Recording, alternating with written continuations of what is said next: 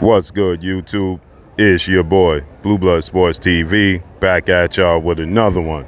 So we have the second day weigh-in results, as we had the initial weigh-in for the highly anticipated lightweight catchweight showdown between undefeated three-division world champion who simultaneously held the WBA super title at super featherweight, the WBA lightweight title and junior welterweight title at the regular titles, okay? Simultaneously, Gervonta Tank Davis, superstar boxer with a record of 28 wins, no losses, no draw, 26 wins by way of knockout.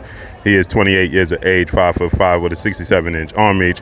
He's taking on undefeated lightweight, junior welterweight, Mexican superstar title contender King Ryan Garcia, who is 23 wins, no losses, no draw, 19 wins by way of knockout. He is 24 years of age, 5'10", with a 70-inch arm reach. With that said, they held the initial weigh-in yesterday where Gervonta Tank Davis and Ryan Garcia both came in under the contractual obligated 136-pound weight limit, and they had a 10-pound next day rehydration clause weigh-in.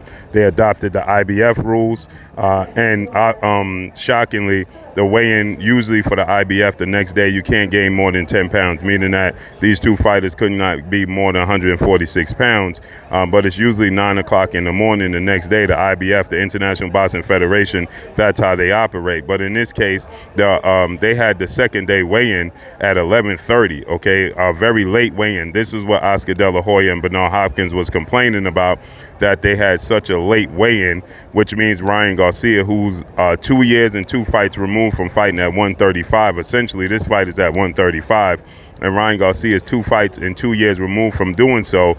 He's the bigger fighter. He's the younger fighter. And so Ryan Garcia, he initially wanted this fight to take place at 140.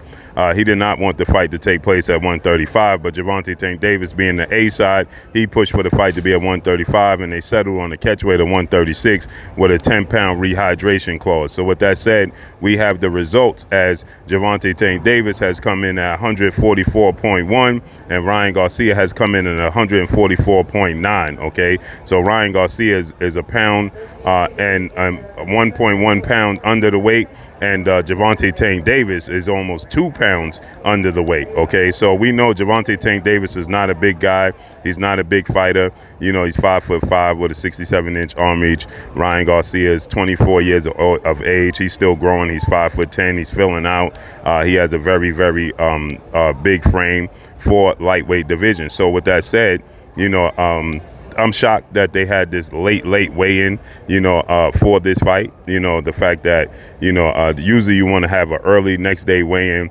This is a ploy, and this is a strategy on the part of Gervonta Tank Davis and his team, being the A side, to have a late weigh-in. You know, everybody's focused on Ryan Garcia. You even had undefeated unified 3-belt welterweight world champion superstar boxer Earl the Truth Spence Jr., who is close friends with Gervonta Tank Davis, and he's willing to bet $20K on Gervonta Tank Davis to be successful in this fight. And he is even betting that, you know, Ryan Garcia struggled to make the weight. He stated that Ryan Garcia's eyes look sunken. He stated that Ryan Garcia was in the bathtub all day, all morning before the weigh-in, because that's a way and that's a strategy so that you can lose weight. So, you know, he said, look at his eyes. You can tell that boy been in the bathtub all morning trying to attempt to make weight. So with that said, that's the main focus on this fight.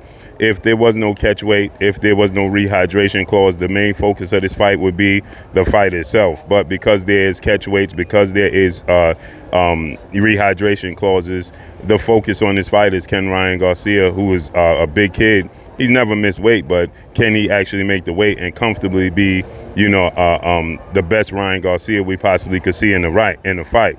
If Ryan Garcia had to wait, you know, he waited till 11:30 today, you know, to make weight, and then, you know, he had a late day weigh-in yesterday on Friday. So on Friday he had a late day weigh-in.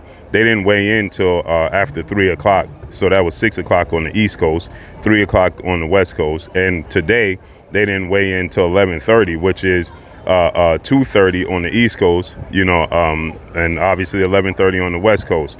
So, that's a strategy. Essentially, we don't know if we're going to get Ryan Garcia at full strength because of this. Now, Ryan Garcia, his father, Henry Garcia, they stated that Ryan Garcia never gains more than 10 pounds anyway before the fight. So this should not affect him. But again, he wanted this fight at 140 for a reason, because he's more comfortable there. He can fill out better there. It's not easy for him to make the weight. He's a professional, a constant profession, so he's going to make the weight, but it's simply not easy. You can see when he's eating, you can see in his face, you can see his energy he doesn't have a lot of energy, point blank and period. So let's see how it unfolds tonight and how it plays out. But that's all I got for y'all, man. Make sure you hit the like button, drop a comment in the comment section. Let me know what y'all think.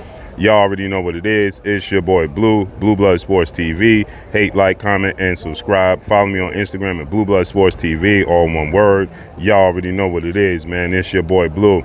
Will we see Ryan Garcia at full strength tonight, or will he be weight drained? That is the question. They both make weight. There is no excuses. We have a fight. Let's get it on. Peace.